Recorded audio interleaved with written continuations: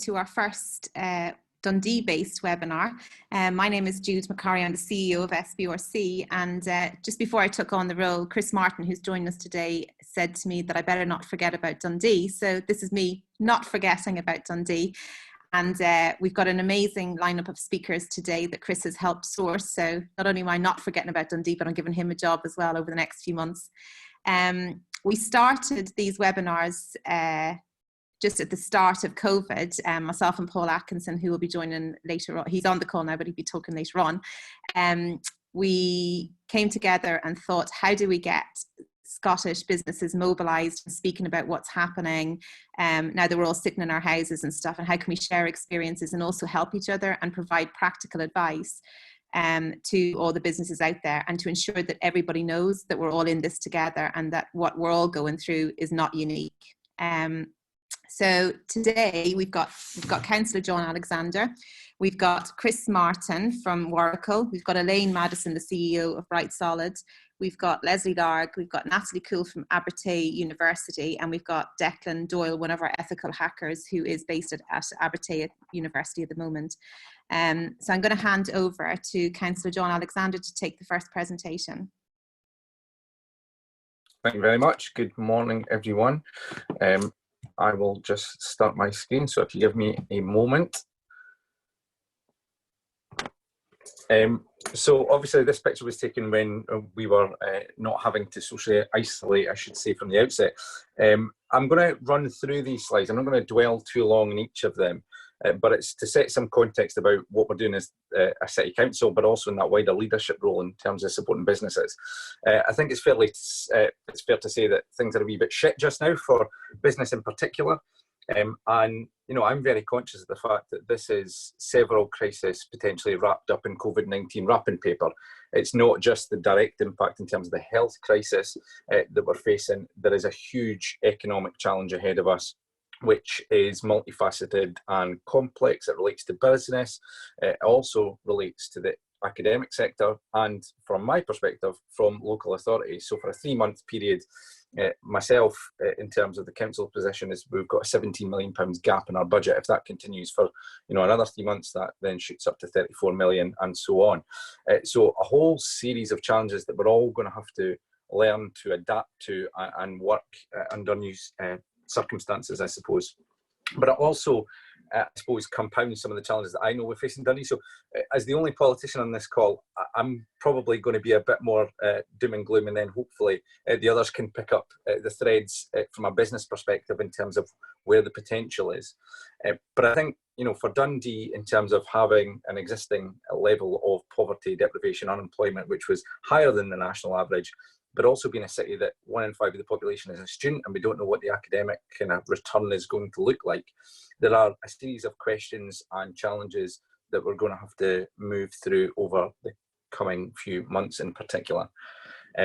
But despite all that, I think it's really important not to lose sight of some of the progress that we made pre-COVID-19 and what is going to continue, perhaps in a different way, or, as I say, slightly adapted, but certainly some real incredible opportunities that, if anything, are more important as we move forward, looking at those kind of sectors that I think there is a huge amount of potential in expanding and, I suppose, kicking into fifth gear as we move forward through this crisis. Port of Dundee being one of them, so huge opportunities there in terms of renewables in particular, and dismantling related to the oil and gas sector. I think, again, the way in which we work and do things and travel, etc., is going to have a huge impact, particularly on the oil and gas sector. But also, it's going to dictate the plans both at a national and a local level in terms of the key sectors that have the greatest potential, and I think renewables is going to be in there. And just this morning there was a press release issued from NNG, Nahantagoth, who are constructing 54 turbines off the northeast coast of Scotland, which will be assembled here in Dundee, announcing that they intend to get back to work hopefully at the start of June, end of May. So, that body of work, amongst others, such as the Mitchell and Scotland Innovation Park, were key before COVID-19, and they're going to be even more important as we go through this. And this is a huge, mammoth development that, again, came out of really difficult circumstances, something that Dundee's faced on more than one occasion, but we are very resilient, as many of you will know, and very much focused on the task at hand, which is creating opportunities, bringing in investment, creating jobs. Despite, again, COVID-19, during the last 2 weeks, we've announced the unlocking of £17 million of resource to go into Mitchell and Scotland Innovation Park. So, even in the midst of a worldwide pandemic, the work is continuing at pace to make sure we're diversifying the economy, we're supporting businesses in the city, but also that we're trying to look forward and create new opportunities. And that's not just focused on developments like that. I thought it was important to kind of put into context, in terms of the broader waterfront development, it's also about creating a really attractive city where people can just traverse the city, enjoy the open spaces, etc. And this, again, was announced last week. Nationally renowned artist Lee Simmons, who's worked on things like the London Palladium, being announced as the winning design for the centrepiece of Waterfront Place. And again, that's going to be all the more important. So that is within Waterfront Place, earmarked as a kind of active travel hub. We're wanting people to use the city in a different way. And I think that's going to be all the more important as we've seen habits change over the last couple of months. And it's, again, also important not to lose sight of how much we have achieved in the last few years. None of this has gone away. It might be sitting in abeyance, but certainly there is a lot to build on and a lot of success there to be proud of. And I think the thing I'm very clear about is, whilst obviously the focus is on the kind of immediate health concerns, that there might also be opportunities in for a small city like Dundee. And I think hospitality is going to be one of those sectors, culture, tourism, going to be one of those sectors that is probably facing the greatest hit and the greatest challenges. But within that, there's probably some opportunities. And I think thinking about those changing habits and whether everyone will immediately book their next summer holiday and jump on a plane, I can't see that happening. So, questions about how we support businesses in Dundee to, for want of a better description, make the most of the situation by attracting people for staycations and making Dundee that destination for people to stay within the UK. And directly, the council's obviously very keen on supporting businesses that are here in the city right now, as well as doing all the stuff to attract investment and development going forward. We've already pushed out the door £20 million of funding to more than 1,850 businesses. We've got a regional response group, as well as a Dundee-focused COVID-19 action group. And that's not just the council speaking in a room to itself. That's involving outside partners, SDI, Business Gateway, the Chamber of Commerce, academic sector, all of those who might have an insight into the way in which things are going to move, or perhaps can help inform some of the decisions we're going to have to make going forward. And it's about redesigning, it's about adapting, it's about changing the way in which we do things. That might be from a policy perspective, or it might be more about the practical side of things.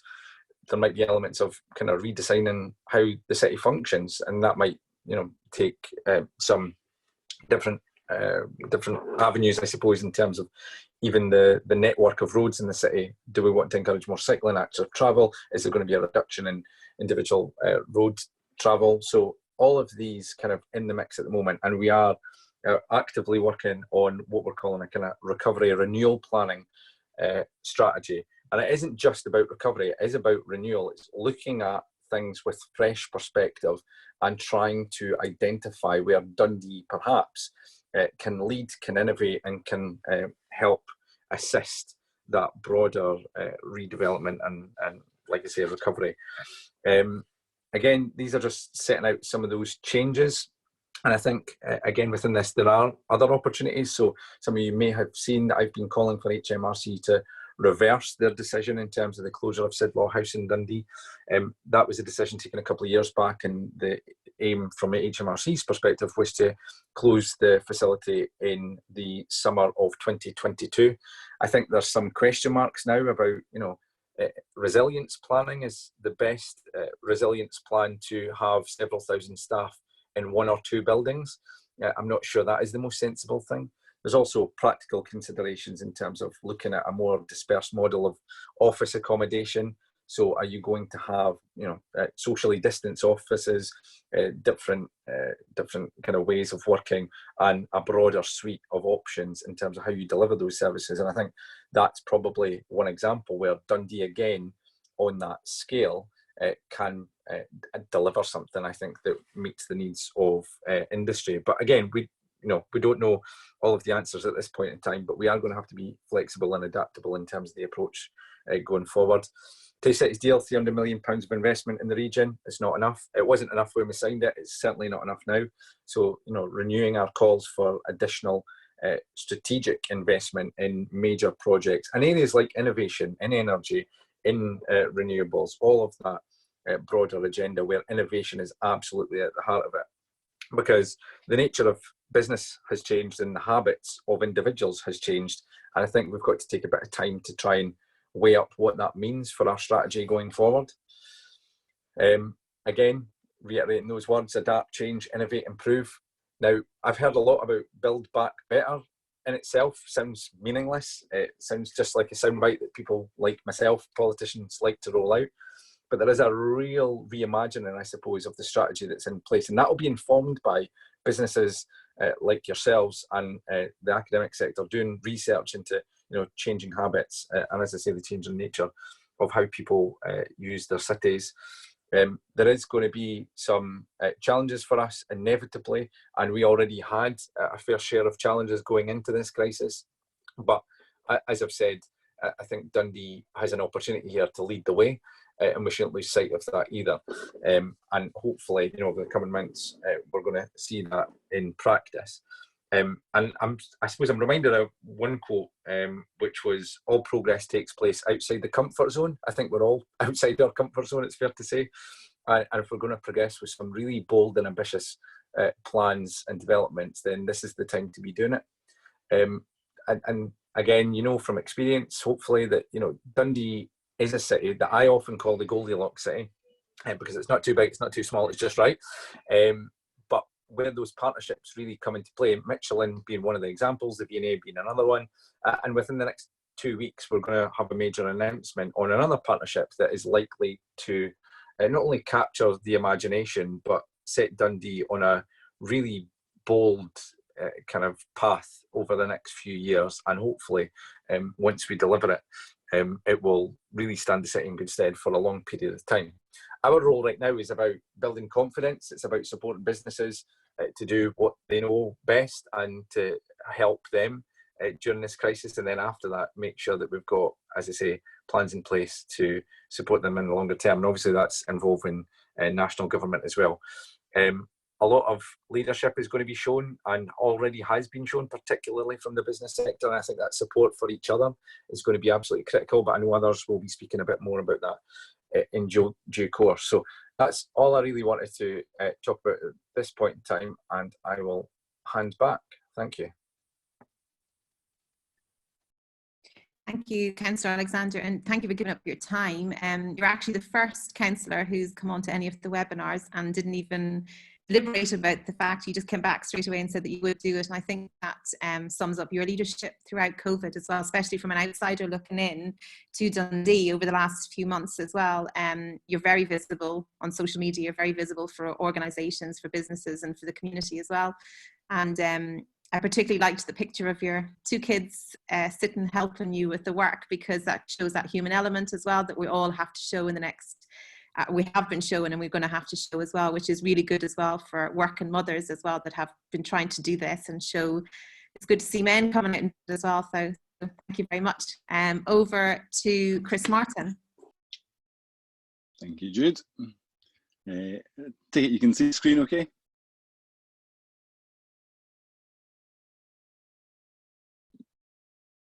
Can you see my screen, Jude? Give me a wave. I did put my thumb up, so I'll speak now. Sorry. Aye. Thanks for that.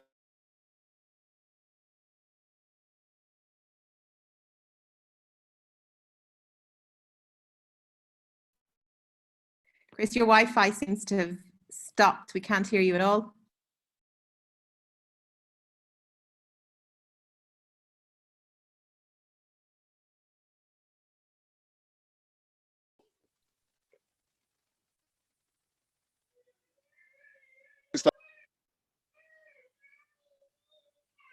Can you hear me now? No. I can hear you now, yeah. I tell you what, why don't you go to Elaine? Okay, Elaine, do you want to go next?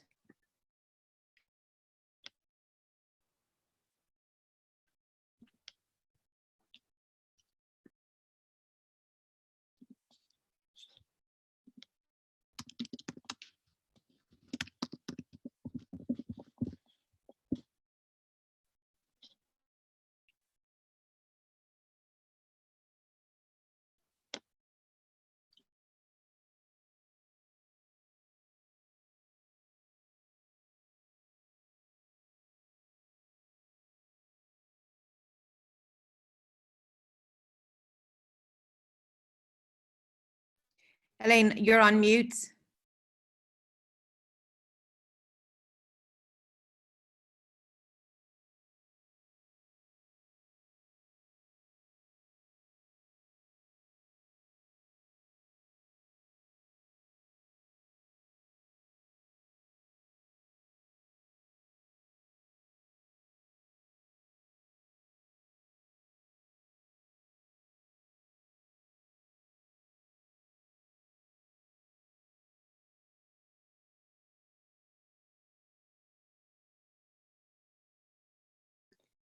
Elaine, we can't hear you. I think you're still on mute, are you?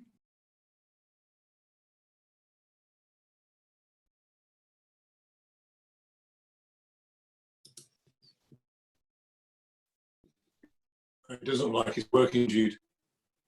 Oh, I thought you were going to go to Elaine. Elaine, we can't hear Elaine. So do you want to do it again, Chris? All right, okay, let me try. Okay.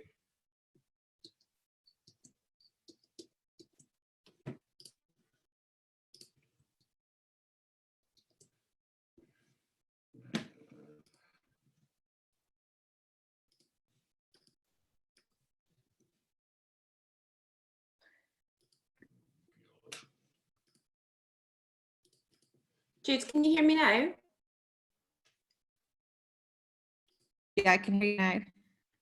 Sorry, I think it was a fail on my my USB camera. Okay. Chris is gone again. So do you want to go now, Elaine? I will try my best. Every time I launch my screen, it seems to do something. But let me give it another go. Can you still hear me, and can you see my screen? Can't see the screen. Oh yeah, no, we can't. But do you want to just talk through the slides? Yeah, I will. Let me just try and let me just try and work this through. So See it now. Okay, brilliant. Hi everyone. Sorry about that. I was just saying whilst I was trying to get off mute that it's typical that the tech CEOs have the most challenges with technology on webinars like this. So I'm Elaine. I'm the chief exec of Bright Solid. So we are a cloud service provider based in Dundee. What I wanted to do over the next sort of 5 to 10 minutes was try and share with you some of the experiences that I've had in dealing with COVID-19. And, you know, particularly from a leadership perspective, I've only been CEO for just over a year. So I wanted to share some of that with you, and also some practical next steps that we are taking as an organisation to try and move beyond that initial response mechanism to start to recover our business plans.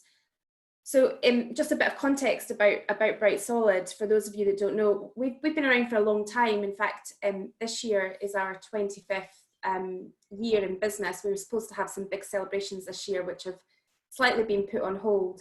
But Bright Solid has a really long and successful history of reinventing itself to match the changing dynamics of the technology industry, and also respond to customer needs. And this is no different for us. Just before COVID-19 hit, we were actually gearing up to take a brand new proposition to market. We'd invested really heavily over the last 6 to 9 months in AWS public cloud capabilities, and we'd built a consulting practice, and we were just sort of gearing up to push the button with some pretty significant growth ambitions attached to that. And then of course COVID-19 came along, and you know, to say it took the wind out of our sails is a bit of an understatement. So I just wanted to talk through how we dealt with some of that and what we're now doing to get those plans back on track.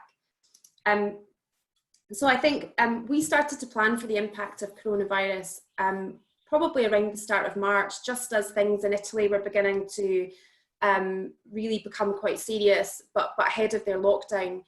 And as a managed service provider, we hold an ISO accreditation 22301, which is around business continuity. So we got our business continuity plan out, we dusted it off, and sure, it had some, you know, reasonably helpful suggestions in it in terms of how we could effectively work from home. But what it didn't go into in any great detail was dealing with how we continue to run our business, you know, without people, because ultimately the impact of COVID-19 is people. And, you know, without too much information, you know, that was quite a tough decision to deal with. Bright Solid supplies sort of mission critical infrastructure to organisations across the public and private sector.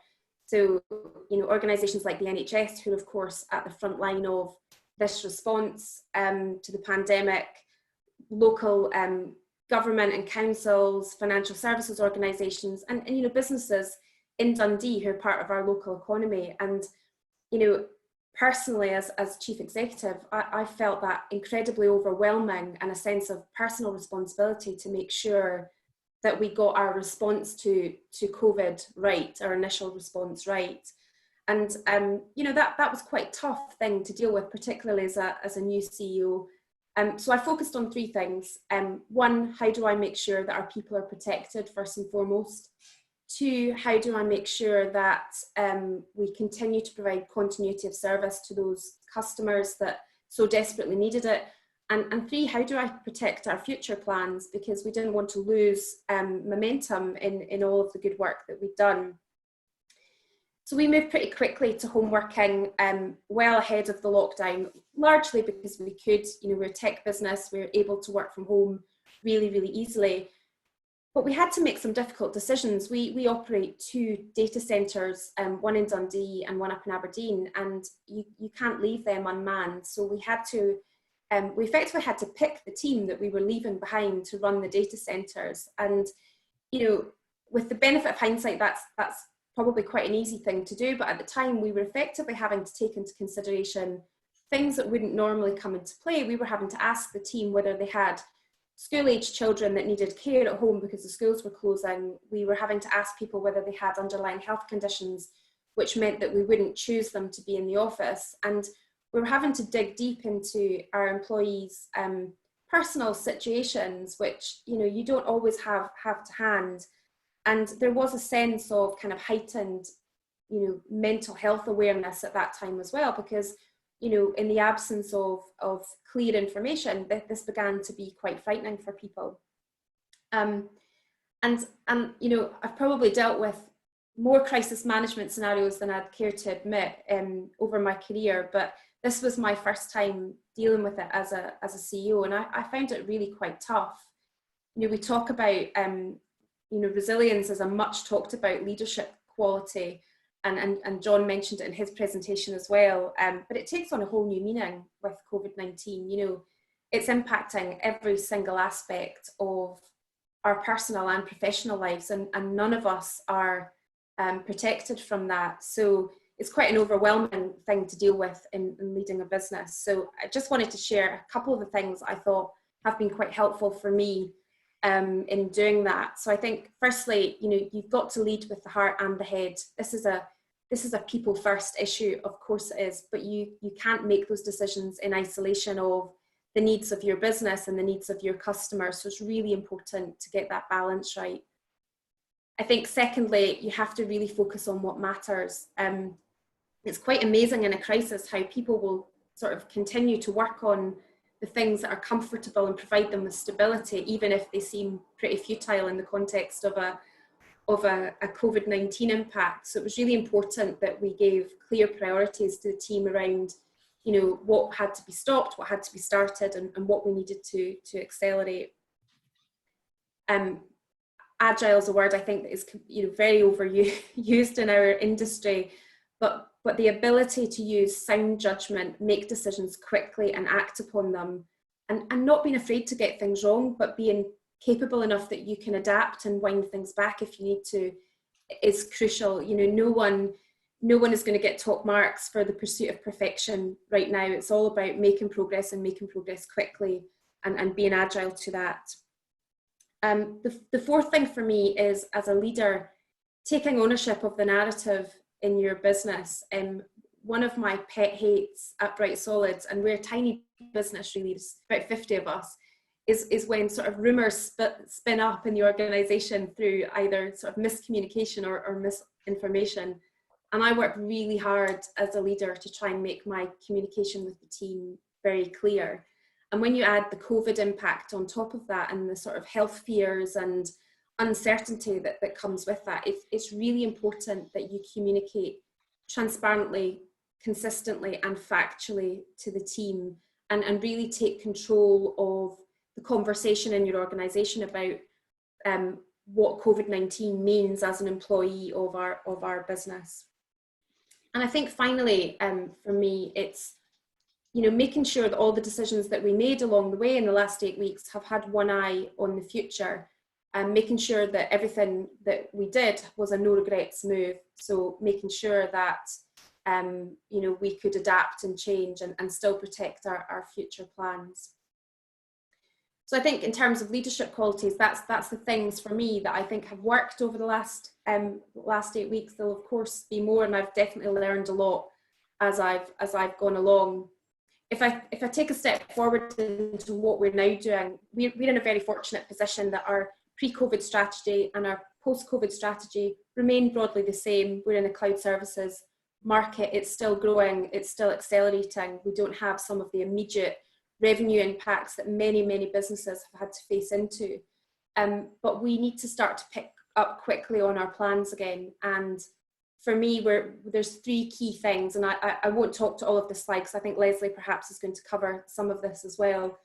But there's 3 key things. I think first of all, as a leadership team, we really had to shift our mindset out of that operational tactical response to a much more focused strategic recovery mode. And I really liked what John said there about it's not just recovery, it's about reimagining. And regardless of whether we've been impacted from a revenue perspective or not, COVID-19 has definitely given us the opportunity to reassess and do things much better. The second point is, and it's quite an uncomfortable position for me to be in because I like certainty, is to really get used to dealing with uncertainty. Our worlds are changing, and they're changing across a broad spectrum for the long haul. And I think for me, it's about defining the outcomes that we want to deliver, not just the activities we need to do them, and being really obsessed by monitoring those outcomes and adapting if they're not delivering what you need. And the third one, as I said before, is all about stakeholder communication, whether it's your employees, your customers, your stakeholders, your shareholders, your suppliers. Factual, consistent and clear communication is absolutely key. And then just one final point, and I think Jude, maybe you said it at the top of the webinar, we are absolutely all learning on our feet at the same time here. So it's really important to lean in to your networks and ask for help, because I definitely know that I quite regularly pick up the phone to Chris and chew his ear in terms of what would you do in this situation. And I think that's really important because we are all in this together. So Jude, that's all I wanted to cover. I hope the tech worked, and I'll pass back to you. It was perfect, Elaine, once we got going. And now we'll go to Chris. He's moved house. Yeah. Elaine, you'll need to stop sharing your screen.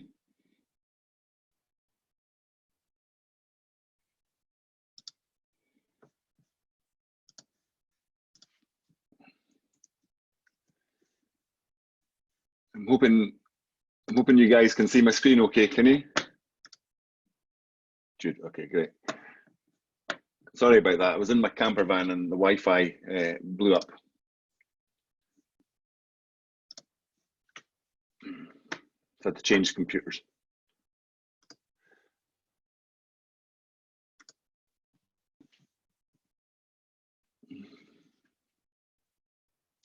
Okay, I think just give me a nod, Jude, that you can see and hear me. Yeah, okay. So obviously this is a terrible situation for both individuals and businesses, and I'm very sorry about that, but my job is to keep being a grim bastard and get on with things. And you know, the topic of this webinar is resilience, which is, I guess, unaffected by disorder. It stands strong, but there's a new thing that people are talking about in the world, and it's this sort of groovy thing called anti-fragile. And essentially, to me, that means where are the opportunities, and do we need to change what we're doing and how we do it, which I think Elaine and John already talked about. So the way I look at it, I like to spend a bit of time forecasting what the new world will look like, and that's because essentially I'm pretty lazy. I think you're better being in the right place at the right time than being good at something. So I spend a lot of time looking at what might be the right thing to do and when. And you've got to be very careful with this forecasting stuff because it doesn't always work. I mean, I'm reminded when I used to play chess with my ex-girlfriend, you know, I'd be thinking 5 or 6 moves ahead and she would take all my pawns and beat me. So you've got to be really careful about overthinking stuff. And of course, everything's regional. Things are operating at different speeds. Asia's moving at a different speed to the UK. And then you've got that fear is contagious thing. When people are under stress, they look to other people to see what they're doing. And essentially you get this massive herding thing. So people are sort of flacking back and forward about this. And of course, I'm looking at the world through my sort of Dundee perspective. So my assumptions on what might happen is we'll be in some sort of social distancing until next year. It'll start to soften next month. There'll be advances in hospital treatment through this year. And so if you go to hospital, there'll be a better chance of success. There may be a vaccine, it'll probably come out next year, and it'll probably take until the end of 2021 until things are settled down. So it will make big changes in the short and mid-term. And I think the essential question is, of the short-term behavioural changes, what become normal? So the way I do it is I read lots of opinion pieces on sensible pieces from sensible places that I trust, and I get lots of graphs, like the graph at the top right, which tells me which things are going to be in demand given the sort of the state of the recession or boom, if it is, and also what things are changing in terms of people's tastes. I also go on, you know, quite a lot of webinars, maybe 1 or 2 a week, to steal the ideas and thoughts of people that are better thinkers than me. And also I make a conscious effort to go on webinars that give me a sort of global view.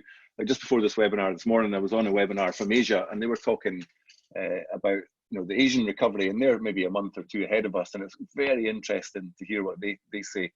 And then what we also do within in Warrigal, actually, we run this sort of on a Tuesday lunchtime, essentially a crystal ball club, and we're 5, 6 people drop in, drop out, and it's not just people in Warrigal. And we look at a particular industry, and you'll see I've got an enormous spreadsheet. I'm sure people that know me know this, but if you cut my head open, there would be Excel in my brain. And so I've got this enormous spreadsheet that has all these industries, and basically that's the pink thing at the bottom. That's a slice of it. You know, what's happening now, what it's going to look like in 6 months, what it's going to look like in 2 years, who's going to win out of that, who's the suppliers to the winners, and who's the suppliers to the suppliers of the winners, and corresponding information for the losers. And I'll cover that in more detail. And then I put in a little column in here on how I think that may affect taste cities. And these are, you know, random thoughts, and they're not always in the right boxes. And I think it's important when you're doing that is not to start thinking about things that you can do. Don't go down the rabbit hole. You just got to see the world accurately as it is just now. And then there's a thing that I realized whilst I was doing it, that it's relatively easy to go across the page and say, well, this is what's going to happen in this industry over the next 2 years. But actually, it's really much more interesting to go down the page and look at, well, who are the winners in 2 years? And then, oh, that and that and that. Oh, that's something quite different than I imagined. So essentially what I do is I make a sort of little chart of that, you know, that spreadsheet in the middle, and where I sort of think how things are going to roll over the next time period. And that gives me the graph at the bottom right. And it, you know, looks a total mess. You know, it is a mess, but essentially lines that are going up and to the right, even if they're lower than things used to be, are still opportunities to make some money. I mean, you look, there's public transport I'm forecasting is going to crash considerably, but come back pretty strongly. You know, so me as a lazy guy, I would look at that and think, well, that's the time to buy some shares in public transport. So one of the industries I'm going to talk about just a little bit more detail is aviation, because it actually impacts lots of things in my view. So the situation now, nobody wants to go on a plane. There's travel restrictions, hard distancing, Some regions in the world are ahead of us. I went on a call this morning with China, as I mentioned, and they're actually making a recovery. I think there was $6.7 billion spent on travel in China in the first week in May, which is a long way short of what it normally is, but it's still considerable sums of money. But the industry, aviation industry, as you know, is taking a massive punch in the face. So that may get a little bit better in 6 months. Airports will get a little bit slicker. Confidence might recover. Borders are going to be a little harder. It's going to be harder, going from one country to the next. So I think there still will be considerable friction in 6 months. In 2 years' time, I'm forecasting that the medical problem will be solved. So it may go back to what it was, but my gut feeling is that it probably won't, because I think there's a thing about air travel where it's becoming less cool than it was. It's becoming a bit of an environmental issue, whereas you might have gone on 4 holidays. People, I think, will go on 1. So what I identified as who might win in 2 years in the short term are, as John said, domestic tourism. So domestic tourists, potentially some hotels. Although I think domestic tourism will be at a lower level than it was than it is now. Caravans and camper vans are actually a way of traveling in your own personal bubble and still seeing a bit of the world, so they might win. Essentially, what I think is people will be attracted to private, lower density experiences, and if you work that through, you find out something quite interesting. And now, who's going to lose in 2 years? Obviously, Rolls-Royce have made an enormous redundancy announcement this morning. Boeing are under pressure. International tourism is going to be under pressure. Providers to the international tourism market, for example, Amex Platinum cards, travel insurance, they'll come under pressure. It also has an impact on people's willingness to travel abroad to be a student. So I think the 3 universities in the Tay cities will attract less international students, which obviously has big financial consequences. In terms of Scotland, there's 2 or 3 businesses that are set up to help the casual travel economy, Skyscanner and Travel Nest, and I suspect they're going to find it a little bit difficult, sadly. So even down to things like luggage manufacturers are going to find their businesses more difficult than it used to be. And just to think about that in sort of Tay Cities terms, golf businesses this year are going to be under real pressure. Universities are going to be under real pressure. I understand universities aren't thinking of opening in person until next year, and because there'll be less students in the town, that's going to have consequences for all the roll shops and the hairdressers. So that's awful. And because there's less travel and planes in the sky, that's going to have a consequence on oil and gas industry, which is it's bad for Aberdeen, but it's equally bad for Angus. And then I start to think about Loganair. I mean, look, across the whole market, 12% of air travel passengers are business class, but they generate 75% of revenue. And I think Loganair are possibly more exposed to that than other airlines, and that's got a consequence for the airport in the city of Dundee. And I picked up in a letter that the CEO of Airbnb sent out, and it is, as Elaine said, be honest, be upfront, tell people the truth. So they're making 25% of their company redundant this week, and he himself says that travel in the new world will look different. Want options that are closer to home, safer, and more affordable. So this is what they had to do, and that's actually a really great letter. It's his letter to staff. And if you have to let people go, that letter is a great place to look at, as an example of how to communicate, be honest, and do good things. The other interesting thing that I thought was quite interesting in the Dundee sense is paper. Some of you on my LinkedIn will have noticed I've been sparking with lawyers this week about paper and physical signings of documents. Paper is unhygienic now. People don't want to touch it, and the biggest example of that is cash. I've had the same £5 note in my wallet since March, and I haven't touched it. And so people aren't using cash now. The winners out of that are electronic payments. So people that are involved in electronic payments, APIs, mobile banking, they'll win out of that. But the printers, copiers, cash, ATM people will find it very difficult. So essentially, for the Tay Cities region, that's potentially not great for Dundee, but it's good for the south of Fife. Because that's quite a cluster of payments down in the south of Fife. Now that's a very regional view, because I noticed that the first things that the Russians did when the COVID crisis hit, where they took hundreds and hundreds of dollars or rubles out of the cash machines. So, but certainly in the, I would imagine the developed economy, cash is going to be difficult over the next bit of time. So going down the page, I'll rush on. The things that I think will speed up is there'll be a great renewal in healthcare. Green energy, as John talked about, will boom. Domestic tourism potentially.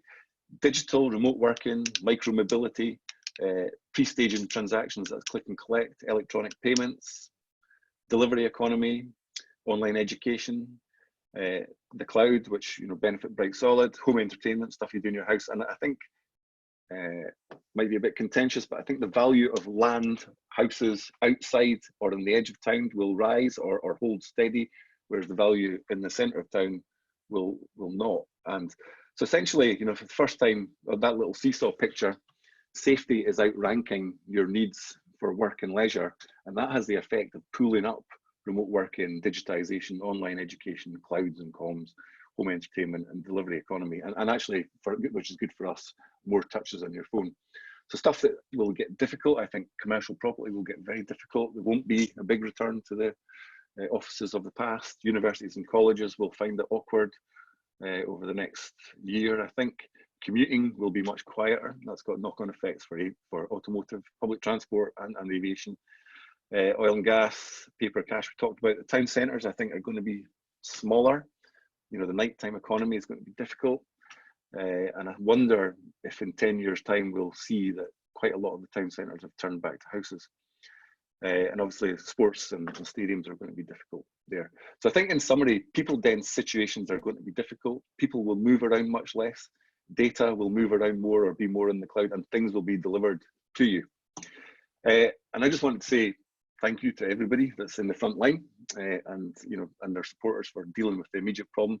There are unsung heroes in all of this. There's people who work in IT, coders, data centers, comms people, and if they hadn't done their jobs before, there would already be no economy. So they actually are doing a good job, and consequently they're unnoticed by anything.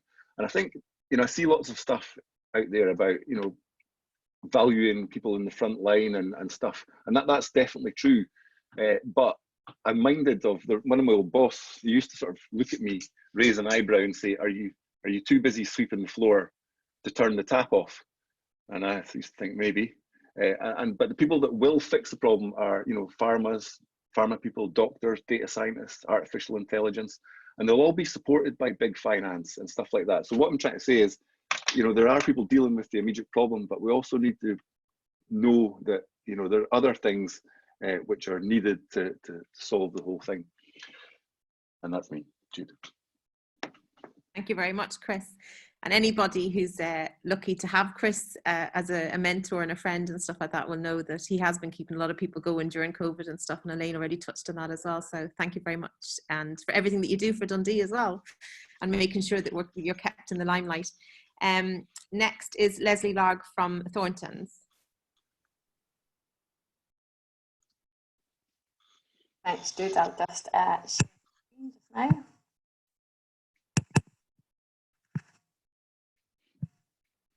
Is that looking okay, Jude? And can you hear me fine?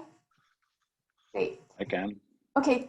Hi, everyone. And thanks very much, Chris. So I suppose we're going from your global crystal ball gazing back very much to our experience as a business through COVID and our planning, and the experience of some of our clients as well.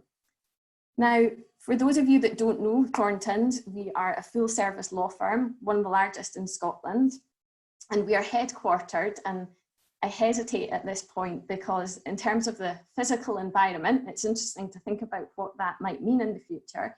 We are headquartered here in Dundee, and we're one of the city's largest private employers. So 3 kind of themes I'm going to cover today. How, as a business, firstly, how as a business, have we planned through COVID so far? What's next for our business and our aim of coming back better, although I quite like John's strapline of build back better. And finally, given our sort of wide business client base, what trends are we seeing emerging from some sectors right now? So in terms of planning, I'm going to tell you some key things. Sorry, I can't get my slides to move.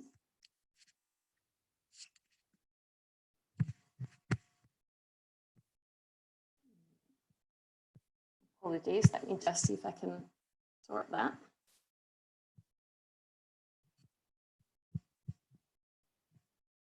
So, sorry, my screen seems to be stuck. I can just talk through them. They weren't nearly as exciting, Arlene or Chris's slides to visualize anyway.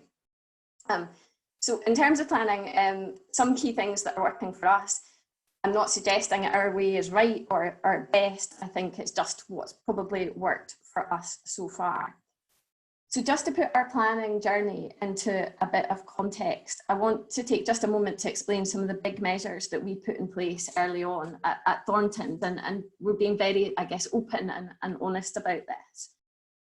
So from operating out of 14 offices across Scotland, ahead of lockdown, we quickly moved to a single operations hub here in Dundee, with 450 of our 500 people working from home within a matter of days. We asked everyone to willingly accept 20% pay cut, so 80% for everybody, whether working or furloughed. And we have also recently utilised the job retention scheme. So now half of our workforce are on furlough, 250 people. And when I stop and think about what we have asked our people to deal with, office closures, mass home working, new process, pay cuts and now furlough, while at the same time recognising, as Elaine has touched on, that many of our people have their own difficult personal circumstances and health worries. The journey that we've been on so far and the understanding our people have shown and the way that they've supported our business in many ways feels, I think, quite remarkable. So in preparing for today, I realised that the common theme in the examples that I'm about to share with you is that they're all examples, I guess, of doing things the opposite to how we would normally do them. And I think for you tech disruptors out there, that's probably your natural state. But what I can assure you is that for lawyers, not doing what we normally do doesn't feel so natural. So how have we planned so far? Well, firstly, we stress tested our liquidity and our financial models. When I think back to mid-March, same for many businesses, things were unraveling really pretty quickly. I remember just before lockdown, I was about to head into an early board meeting at Thorntons when I heard Michael Gove shut down the residential housing market on breakfast TV. A few days later, the Scottish courts were closed, unlike England, and I'll come back to that, and our property registers had shut down. It started to feel like parts of our business might come to a standstill. So we immediately started to build different financial models, and we looked in granular detail at costs and at cash flow. We debated those at our board. We debated those with other owners of the business. We proactively went to our bank with financial models. We shared things we felt confident about in those models, and we were completely honest about the things that we were less certain about. And I think probably to the bank's surprise, we pushed to come back and see them the following week with an update. I think debating our financial requirements and proactively discussing them with our stakeholders has certainly made the onward journey so far much easier. A second strand to our planning is, I think we have had to get comfortable with working in the short term. We're used to planning in months and years, and we've had to get used to dealing in days and weeks. And I think it takes a bit of confidence to say we're not sure what the future looks like. And at our board, we are mainly making short-term decisions at the moment, although, again, as Elaine's touched on, with one eye on the future as well. I think through the crisis, a step at a time has become a bit of a mantra, even although we are looking at the wider kind of economics and how they might play out in the future for a business like ours. Comms and transparency, again, themes that have already been touched on, have been a huge part of our planning. We are dedicating more time than we ever have to our communications. I think if you want people to come on a journey a step at a time, you need to reach out to them often. And we've shared data with all of our people illustrating the effect of the pandemic on our business. Our call stats, the number of new matters we're opening, the number of transactions flowing through our now virtual cash room. Taking the same approach with our landlords, having really open and collaborative discussions with them based on data. And I've already mentioned a similar approach with the bank. And then sort of finally, I think a huge part of our planning has been the rapid adoption of tech in the business. I think, you know, through our IT director, Sarah Blair, we've been really fortunate to have invested significantly in agile technology, something that she's really pushed us to do, meaning that moving to a new operational model was not nearly as painful as it might have been. And I think despite the rantings of one of my fellow panel members last week on social media about the legal profession being in the dark ages, you know, I'm proud to say that as a sort of knowledge-based business, we were already operating a digital mailroom, using data analytics to deliver client services, starting to play around with AI to you know, see how it might be used in the business, and recently investing in our first legal JV tech to co-develop some software. But we are a regulated industry, and you know, implementing new tech solutions has to be against the backdrop of that regulation. I think it's probably also fair to say that not all parts of our business were enthusiastic adopters of our tech potential, and they've had to speed change in a matter of days.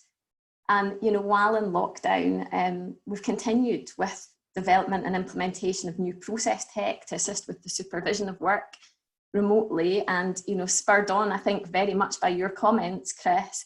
Sarah, our IT director, has put herself absolutely at the forefront of the debate in sort of changing the legal profession in the digital signatures for formal legal documents. So just on the use of tech, actually, you know, the one soapbox moment I might like to just take for a minute in this talk, if I may. So while the English courts and property registers gave out a message of continuing access through lockdown via the use of tech, the Scottish systems shut up shop. And only after mounting pressure have they recently started to utilise tech to deliver some minor operations. Now, that's hurt law firms massively. It's hurt other businesses as well, but it's also affected a lot of families, you know, distressed by bereavement, separation, child contact issues, where things just can't progress where, you know, when these operations are shut down. And, you know, I think there's some real questions to be asked of our Cabinet Secretary for Justice on the use of tech or lack of within Scotland's legal systems. So rant over. And in terms of what's next for Thornton's, well, we want to be coming back better, or build back better. And I guess some of the thoughts and questions that we are asking ourselves right now. So it goes without saying, health, well-being, safety remains our absolute priority. And we realise there's really mixed thoughts and anxieties about coming out of lockdown. We think we can build better and safer operations if our people help us design those, and we're thinking about how do we achieve that. You know, how can we take advantage of the accelerated improvements we've made in our business during lockdown? How do we develop more tech-based solutions and continue with the rapid adoption that we have seen in our business in the last few weeks? What are our agile principles going to be? Will everybody do a blend of home and office working in the future? Will we let people choose their own best way of working? What does client engagement look like? How will we better understand our clients, their preferences for service delivery, their purchasing behaviours? Where are the opportunities? Because we know there will be some. So said at the start, a kind of common theme to the things I've outlined is doing things different from our normal kind of tried and tested ways, and that's no surprise, the whole world's dealing in the same thing. But I think that being the case, there has been an invaluable kind of anchor for us, and I've put it up there, and that's our kind of mission statement to help our clients, colleagues and communities succeed. And I know that might sound a bit cliched, But I really think, you know, it's featured in every board discussion and every communication that we have issued. And, you know, in all of this uncertainty, we hope that by kind of staying true to what makes us Thorntons will help provide some of the answers. And just before I finish, I wanted to share with you some insights, I guess, from the clients and sectors that we engage with. John mentioned at the start access to funding, and we are certainly starting to see access to those kind of bigger business interruption loans being more readily available for our clients, and they're being processed more quickly. But in order to aid that quick processing, banks are terming those only for 1 year and are looking at refinancing after a year. And that's a pretty scary proposition, I think, for a lot of businesses. The bounce back loans, on the other hand, for the micro and the small businesses seem to have worked really well and have been a real lifeline for a lot of those businesses. And I think, you know, Chris has touched on, you know, challenges in leisure, hospitality, tourism, and, you know, I think a lot of that is quite well publicised. I think perhaps less well publicised is the construction supply chain. So, you know, groundworks, engineers, joinery businesses, those that are already often last in the chain to be paid, we are now seeing a lot of those businesses really, really start to struggle. I think at the other end, and this is a sort of very kind of general statement across our tech client base, they are doing well. Investment interest is really continuing. Investment rounds are being completed. One thing, I suppose, in terms of advice for tech companies and a bit of bad practice I've seen from big tech companies, and I think it probably comes actually from lazy legal advice, is I've seen a lot of big tech companies serve force majeure notices on their customers. So tech companies who do remote installations, cloud-based services, sending blanket force majeure notices saying, we see COVID-19 as a force majeure event and we may not be able to deliver our obligations to you. When actually those tech companies are better placed than most businesses to continue to deliver and to deliver well and on time. And I have seen how those notices have landed with a lot of customers. And I suspect it's the legal teams in those tech companies saying, just send out this notice, you know, just in case. And so that, you know, that's just a bit of it, you know, experience I've had recently on behalf of tech customers rather than tech companies.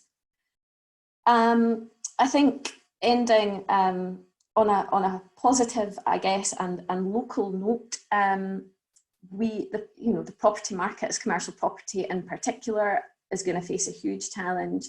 The residential property market, we thought the same, but we currently have at Thorntons 450 people desperately wanting to view properties as soon as the restrictions are eased. Now, what that translates into, of course, is another matter, but I think it is encouraging that the majority of those are in and around Dundee, and you know, perhaps something to do with the Times coverage of the NHS Tayside handling of the current crisis.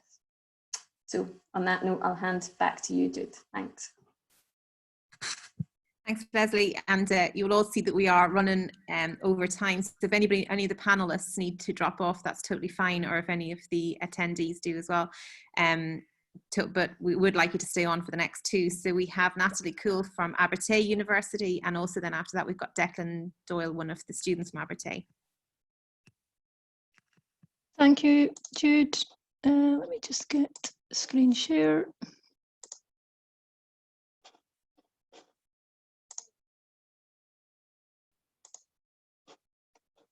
Okay, good morning everyone. I just thought this morning it would be useful if I could start by giving an overview really of how COVID-19 has impacted our activities at Abertay, how we've responded to these, and also look at some of the challenges that I think we're going to be facing going forward, in particular around how we can make sure that our students and graduates have got the skills necessary for the workplace. So I think on Monday the 16th of March, the university's executive team announced that that was to be our last day of face-to-face teaching for the term. So by 9 AM on the Tuesday morning, all of our classes had shifted to online delivery, I think with the exception of one module that required access to a private network in the university that we couldn't at that time open up to outside access. So I'm sure this is the same up and down the country, and all countries that have faced this within university.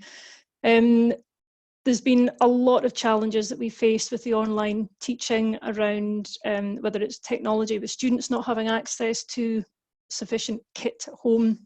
Some of the students have been trying to write essays and things on their phones, which, as you can imagine, is extremely stressful for them.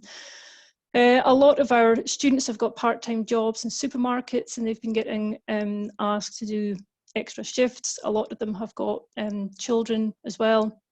And obviously they've found it really, really difficult to try and juggle the sort of childcare responsibilities and homeschooling around trying to study as well, which has been really stressful for them.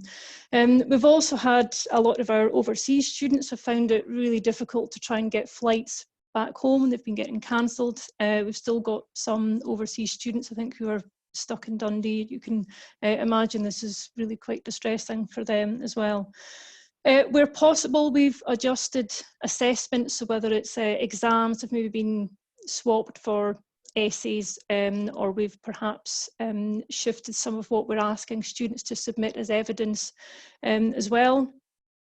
We've also had to look at postponing some of our research projects, whether it's staff and students are working on things that absolutely need access to on-campus resources, whether it's kind of wet lab or digital kit as well.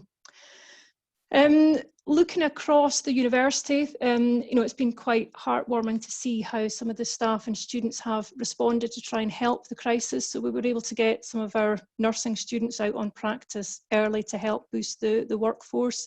Our biomedical science students have also been working in the labs up at Nine Wells helping with the testing.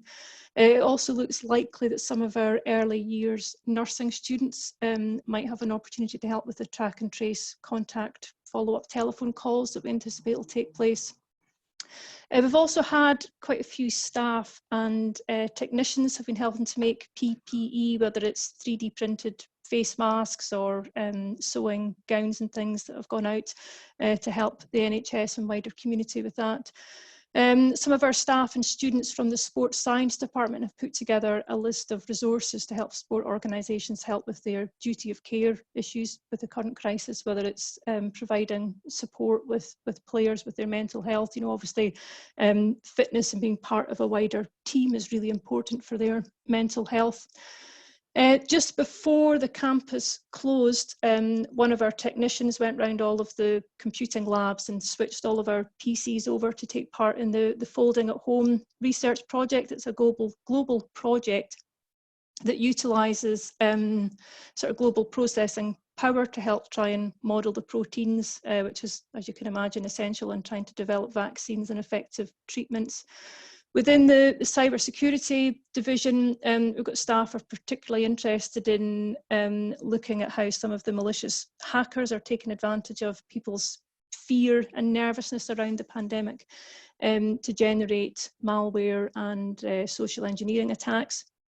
So yesterday, a couple of colleagues were asked to work on producing a report for the Scottish Institute of Policing Research, which will go to Police Scotland to help them better understand how cybercrime has shifted under the current situation. One of the research projects that I'm involved in myself, which is going on just now, is working with Dundee University, Edinburgh University and the NHS around how we can provide researchers who are working on big data and machine learning to get access to patient files, patient images, for example, to better understand how certain patients might respond to medication. Obviously, patient confidentiality and protecting the data here is very important, so we're involved in that from a cybersecurity perspective. So that's kind of what we've been up to over the last 9-10 weeks, I think it is now. But we're obviously well aware that we're going to face quite significant challenges over the next academic year, especially as it looks likely that you know, we're going to have to continue to follow the social distancing guidelines, and there may well be, you know, ongoing phases of the lockdown where people are not able to get into the workplace. So we anticipate that some of our classes, for example, lectures, will have to take place online. And in some cases where students need access to the physical resources that we've got at Abertay, then we're hoping that we'll be able to timetable these, obviously following social distancing rules. But I'm very much aware that certainly for our students who are getting close to their final year, our third and fourth year students, that all of this online delivery really isn't the best mechanism to support students with developing their softer skills, whether it's about, you know, working with others and communicating and practicing giving presentations and things. And I'm really quite concerned about how we're able to support the students with developing these skills when so much of their teaching is going to be done, you know, behind a screen. So I think we really need to look quite quickly at alternative opportunities to help this cohort of students develop this, so that when they do graduate next year or the following year, that they're ready to hit the ground running when it comes to applying for jobs and making a contribution to the workplace. So one of the things that we've been involved with in the division of cybersecurity over the last, I think it's 7 or 8 years now, which I think is quite pertinent here, is our relationship with the Scottish Business Resilience Centre.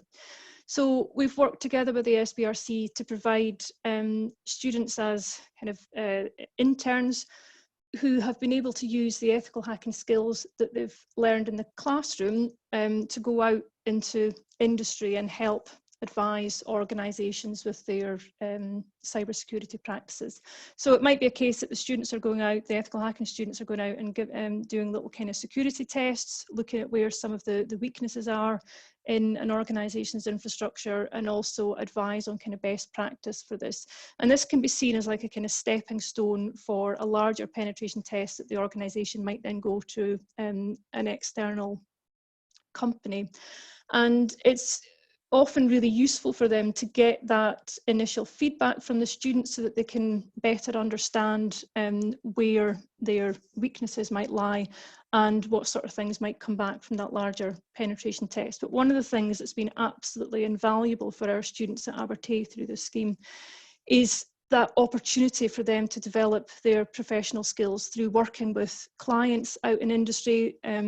I'll never forget Mandy Hayburn, Little Jude's predecessor, telling me that she was always having to remind the students how important it was to iron a shirt before they would go out and meet their clients. And it's these kind of skills that it's really, really difficult for us as lecturers to get the students to cover in the classroom. But the students' exposure to industry, you know, being able to communicate properly is just absolutely vital. It gives the students something that they can write about on their CV, and then when they go along to a job interview, they can kind of pick on these examples to demonstrate some of the skills that they've got. So that relationship that we've got with the SBRC actually forms the kind of basis of the Cyber Quarter project, which is one of the Tay City Deals project. And that's how valuable it's been for us, and certainly for all of the students that have been part of that scheme.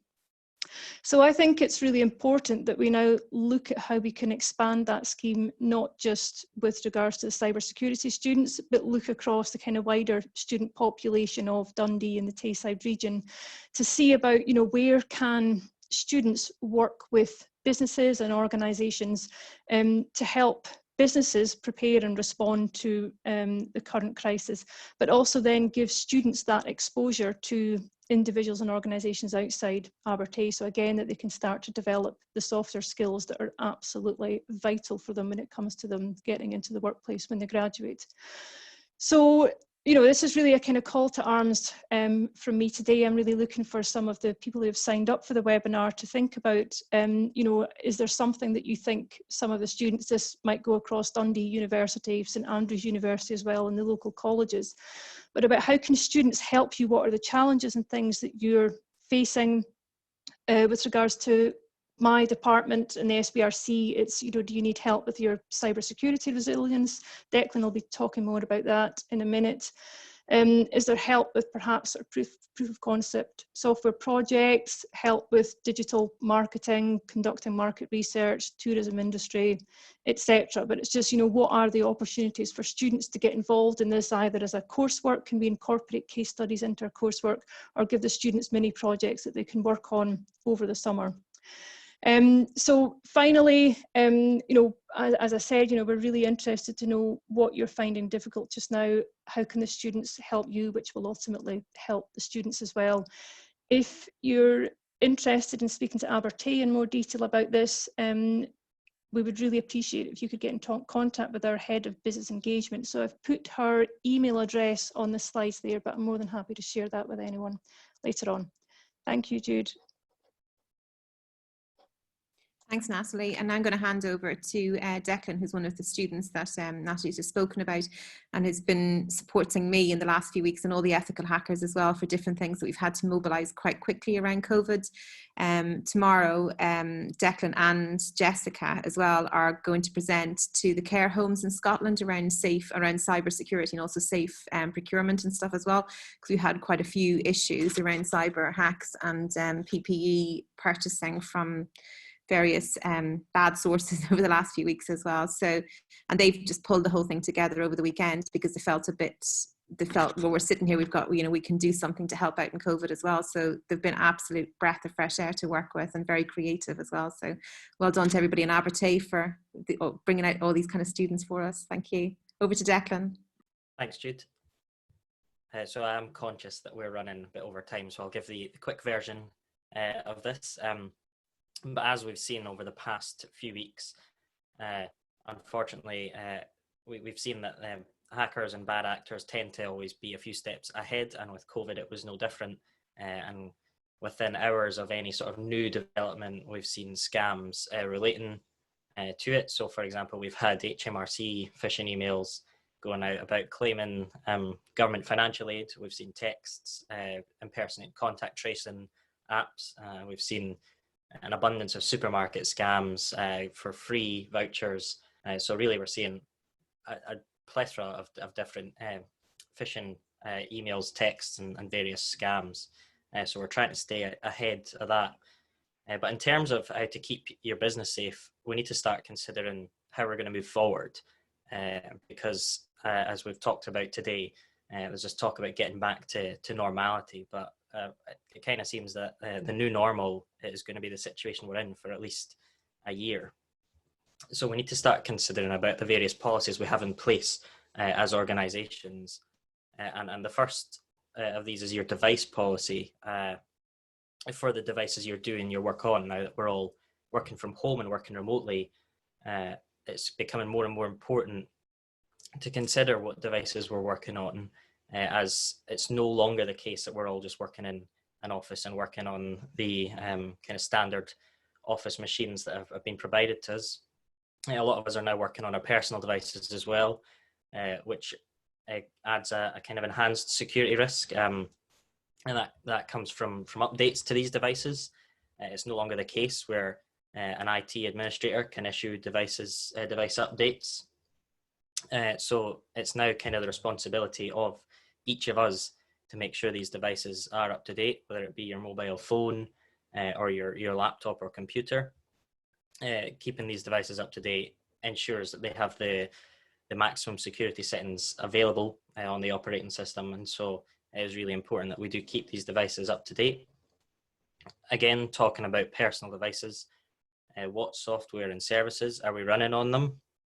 And again, looking at this from a business perspective, what software and services have you recommended for your transition to home working? Have you decided that you're not going to touch Zoom because you've heard about all of the kind of hysteria around it and not done any research into an alternative solution? Or on the flip side, did you hear about Zoom and just decide that that was the service you were going to use for your video conferencing solutions without actually looking into the other services out there? We at SBRC released a little fact sheet guide booklet for all of the online video conferencing tools, so I would encourage you to check that out if you get the opportunity. As well, considering files and data, we're going to be doing a lot more collaborative online work, and we need to consider how are we sharing files and how are we all collaborating on this or with this data. Are we using services like the Google Office suite or the Microsoft Office suite? They have inbuilt collaboration features which make it easy to work together. Yeah, how are you sharing finished documents?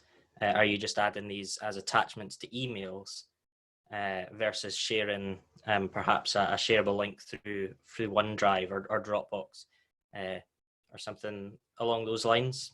If you consider these services, if you share a link, you can always revoke it in the instance that your email does get compromised, whereas if you just add it as an attachment, then that is out there forever. And if your email does get compromised, then so will all the documents you have sent. Again, talking about compromising, if your devices or network does get compromised, do you have backups in place to rebuild them if you can no longer access data? When it comes to backups, I like to recommend the 3-2-1 rule. So that's 3 copies of the data in 2 separate storage mediums and 1 different location. So an example of that would be if you've got an Excel spreadsheet that you like to save, you have 3 copies of it, save 1 on a USB stick externally, and then put 1 on a cloud service like OneDrive or Google Drive, and that's you met that rule. And that should maximize the ability to recover data if you do unfortunately lose it. Passwords and passphrases. Everyone in cybersecurity will drone on about these as much as possible, but it is because they are very important. Passwords we're now no longer considering to be an adequate measure of security, and we're starting to look at what we're calling passphrases, which is rather than just 1 word, we're asking you to maybe take 3 or 4 words, maybe the lyrics of a song that you'd like, put them together, add some special characters, some numbers in there, and use that. Again, looking at passwords and passphrases, talk a lot about password managers, an easy way to help manage all the passwords you have. These can also be really helpful, particularly in the working from home phase that we're now in that I know a lot of organizations have joint accounts. So whether that be for your social media or some HR or payment software, maybe multiple people need access to this. How are these passwords being shared? Are they just being shared through regular emails, or are you using some sort of encrypted messenger to share these? These are all things that you should start to consider. Again, as well, there was a study done, a survey done by a security organization, and the figure was something like over 50% of staff have said that they have not received any sort of guidance to working from home in terms of cyber security. And it is really important, and that is why we're doing a lot of these webinars with a cyber focus, is that there is a new playing field now that we're all working from home, and the bad guys have adapted to this, but a lot of us are struggling, we're lagging behind. And so it is really important that you are considering your organization and have the appropriate advice and guidance to this new working from home landscape that we see ourselves in. And for this advice and guidance, we at the SBRC can provide some of this, but also look elsewhere to the NCSC websites have some brilliant guides out there to working from home. And in the event that you do suffer a cyber incident, what should you do? Well, if you're receiving any sort of suspicious emails or texts, the NCSC, the National Cybersecurity Centre, has set up this new tool where you can forward on the emails to the address displayed on screen. And this will help them behind the scenes identify any sort of scams and malicious actors out there, and they will attempt to take down any bad websites. And again, if you are a victim to any sort of cyber incident, please do contact Police Scotland on 101 or go to your local police station. They will advise you on the best next steps, and they can also use the information to help try and track down any sort of malicious actors we're seeing. And we know from our colleagues in Police Scotland, we work quite closely with them in the SBRC, is that they absolutely, the data that they receive is invaluable, and as we should be encouraging the reporting of these incidents as much as we can. And finally, I want to close on, I think, the most important part about this new era we're working in is the culture we have and the support network that we're putting in place. Unfortunately, we're going to see increased cyber activity or malicious cyber activity over the course of this new working from home era. And people are going to make mistakes. That is just human nature. We've demonstrated that today on this webinar, that we can all make mistakes and there's nothing that we can do about it. We should be trying to move away from a culture of blame, because it doesn't really benefit anyone if we're blaming someone for a cyber incident. We just need to support people, help them through this, and really we're all in this together. That's a good thing about Scotland, I've noticed in the community, is that we're a very close-knit community, and particularly in Dundee, as was said earlier, we're the Goldilocks city. We're not too big and not too small, so we're all in this together. So on that note, thank you very much for listening, and I'll pass you back to Jude. Thank you, Declan. And I want to hand over to Paul Atkinson just to wrap it all up. Thanks, Jude. Hello, everybody. We've run quite a bit over time, but so I'll keep my wrap up relatively brief.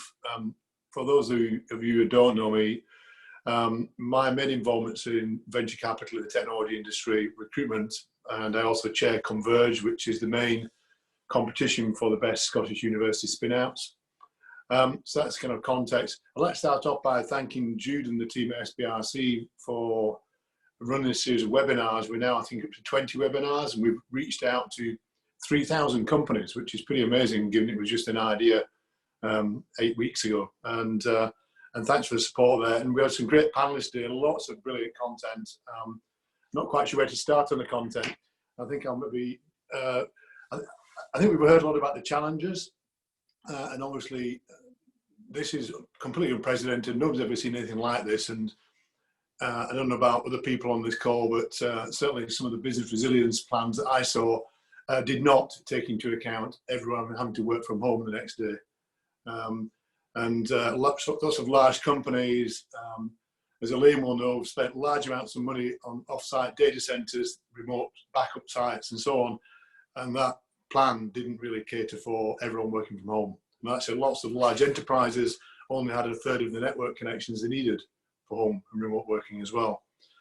So I think there's a couple of really positive things I think have come out of the crisis. One is the way community and societies come together to help each other get through this is frankly amazing. And post-COVID, we need to try and keep that going. And also in terms of new business models and new products to market, I mean, in general terms, we're going to see really rapid acceleration of digitization, increasing investment in healthcare. I think lots more remote working and hybrid working models. I kind of suspect that, well, commercial property is not going to be a good place to invest for the next while, I'm sure. And by the way, Chris, you can circulate your slides. I pretty much agree with all your investment assumptions, both positive and negative, and certainly pretty well maps against Par Equity's template. But just really focusing on the positives, and the IOD did a survey recently that said that since lockdown, 1 in 6 companies have launched new products or models or services into the market. And that's only going to accelerate. Every downturn we've had previously has resulted in literally thousands of new startup companies. And I think we're going to see that more than ever this time round, with lots of new digital models, different working practices, different business models. And from a Par perspective, we've put about 180 million into 60 companies over the last 10 years, all in technology. The vast majority of that money has gone into Scottish companies. You might be pleased to hear that since Jan 1, we've invested in 16 deals, 6 since lockdown happened. So we're very much open for business, and the Scottish technology investment community is open for business. I think Dundee's really well placed in that. Obviously, it's a hotbed of content and games development, but the broader technology community is also really strong. Cyber security, great credentials in terms of the university, Dundee 9 Wells, so really well placed for the healthcare space. So I think Dundee's really well placed for the new kind of mega trends, and we shouldn't forget the other mega trends going on behind that. So we've got more digitisation, more remote working, etc., etc. Probably less business travel, I would think. Less centralisation of office space in city centres, all of which Chris covered. Great to see Dundee Council's huge investment in infrastructure in Dundee as well. I'm sure that's going to pay off, pay dividends. But we should also not forget development in cybersecurity, artificial intelligence, robotics, healthcare, digital healthcare. These are all trends that are going to really accelerate post this, I think. So I'm pretty optimistic that in a couple of years' time we'll be a different place. I think the next 12 to 18 months are going to be really difficult. And actually, listening to Leslie's talk on Thornton's, probably some of you won't know, but I own one of Scotland's biggest recruitment firms that recruits into technology, the medical sector, accounting, finance and risk and finance. We've furloughed probably half our workforce. What's going to happen post-furlough, difficult to say. Demand for jobs in the marketplace has gone off the edge of a cliff in the short term. I do see that bouncing back, certainly in terms of technology. The medical recruitment side has held up pretty well, as you'd expect. But, you know, we're going to need to continue investing in technology so those roles and jobs are going to come back. But there'll also be lots of new jobs created in new sectors that don't exist today as well. But we are going to be in a changing world, rapidly changing world, well, for the next few years, and it's probably just accelerated. We've probably brought forward the rate of change by 2 years. And if you're not going digital with all your processes and procedures now, I think in 12 months' time you'll be dead as a business. Sadly, I think with the economic downturn, we're going to lose a lot of jobs and we're going to lose a lot of companies. KPMG have talked on a couple of the webinars. They're forecasting negative 8% GDP this year and plus 8% next year, so quite a rapid bounce back. I think that will largely be determined, though, by, as Chris said earlier, the rate at which we have a new vaccine in the market. We didn't really talk about the fact that people who have had COVID and are tested for the antibodies should be, everyone thinks, should be safe to return to work and operate again properly. So that may speed things up a bit, depending on what we find out about how many people have actually been exposed to it or not through the next few months. Things could bounce back a lot faster, but I think anybody sensible right now would probably be planning for the worst and hoping for the best rather than the other way around. But it's going to be tough for a good time period going forward, but lots of light at the end of the tunnel, I think, and lots of new things to think about going forward. So I'd probably like to leave it on that positive note and really thank everyone for the time today. And just pass back to Jude to close off. Okay, thank you very much, everybody. And if you go on to the SPRC website, you'll see under our events section, we've also got another event based around Dundee on Friday night with a fire chat. And Paul's going to host that and Chris will be part of that. So I'm keeping them all busy this week. So yeah, looking forward. And there should be quite a few people signed up for that already. So looking forward to seeing you all again on Friday. And thank you very much to all the panelists again. Thank you. Yeah. So more about